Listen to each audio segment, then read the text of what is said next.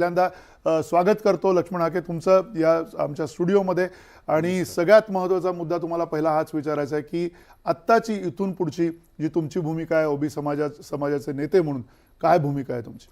खरं तर या महाराष्ट्रामधल्या तमाम ओबीसी बांधवांना, भटक्या विमुक्त जाती जमातीच्या बांधवांना मी विनंती करेन की आम्ही अवास्तव अशी मागणी, आम्ही घटनाविरोधी मागणी, आम्ही बेकायदा मागणी या महाराष्ट्रामध्ये कधीच केलेली नव्हती किंवा आम्ही कधी कुठल्या नेत्याला, कधी कुठल्या कम्युनिटीला आम्ही टार्गेट करून अर्वाच्य भाषेत कधीही बोललेलो नव्हतो. आम्ही संविधानाची भाषा घेत होतो. जे सामाजिक न्यायाच्या प्रतीक्षेमध्ये या महाराष्ट्रामध्ये जे खडे आहेत, जे उभे आहेत, त्या लोकांच्या बाजूनं फक्त आम्ही बोलत होतो की गावगाड्यातले जे सामाजिकदृष्ट्या मागासवर्गीय आहेत, जे मायक्रो ओबीसी आहेत, जे बलुते आलुते आहेत, ज्यांना मागच्या अनेक वर्षांच्या कालावधीमध्ये ज्यांच्या बाबतीत सोशल डिस्क्रिमिनेशन झालं आहे, त्या माणसांचे हक्क अधिकार अबाधित राहिले पाहिजेत. त्या माणसांच्या कॉम्पिटिशनमध्ये जर या महाराष्ट्रामधली रुलिंग कम्युनिटी म्हणजे जो शासनकर्ती जमात म्हणून ज्या प्रवर्गाला, ज्या माणसांना, ज्या जातीला पाहिलं जातं, ती माणसं जर ओबीसी आरक्षणामध्ये आली तर या छोट्या छोट्या माणसांचं आरक्षण संपून जाईल. ही संविधानाची भूमिका, ही आपल्या या महाराष्ट्रातल्या एकूण सामाजिक स्वास्थ्य, प्रतिनिधित्वाचा कायदा, रिझर्वेशन, ही भूमिका घेऊन आम्ही गेल्या अनेक दिवसापासून या महाराष्ट्रामध्ये आंदोलन उभं करत होतो.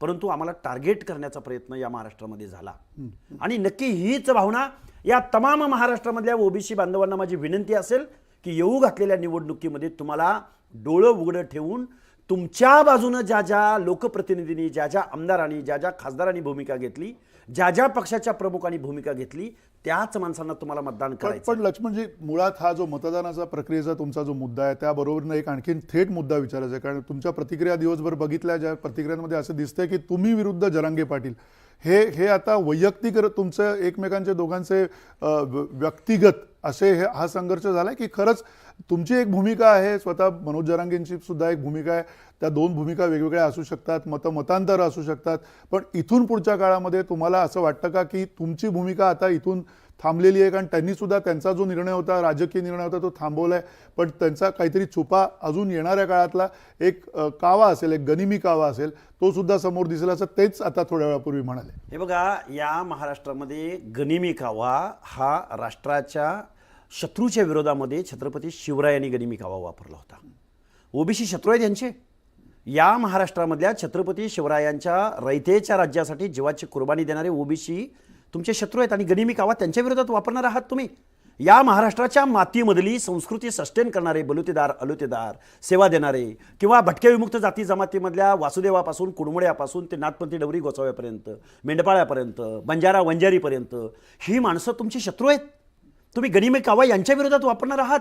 जी महाराष्ट्राची रयत आहे ती. मला वाटतंय या महाराष्ट्रामध्ये जरांगे पाटलांनी जो नॅरेट सेट केला की आमच्यावरती नापिकी आली, आमच्यावरती बेरोजगारी आली, आम्ही गरीब झालो आणि माझ्या लोकांना मी न्याय देणार. शत्रू ओबीसी कसा असू शकतो?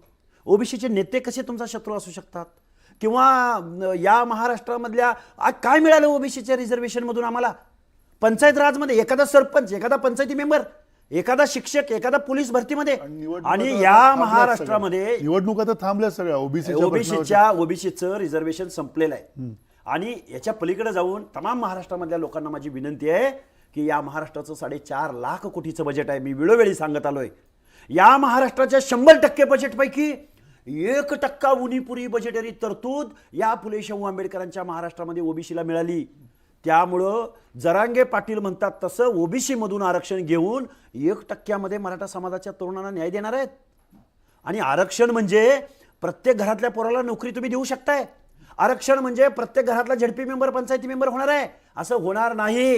हे आभासी चित्र आहे, हे लोकांना फसवण्याचं सूत्र आहे. अहो, आरक्षण म्हणजे, रिझर्वेशन म्हणजे प्रतिनिधित्व आहे.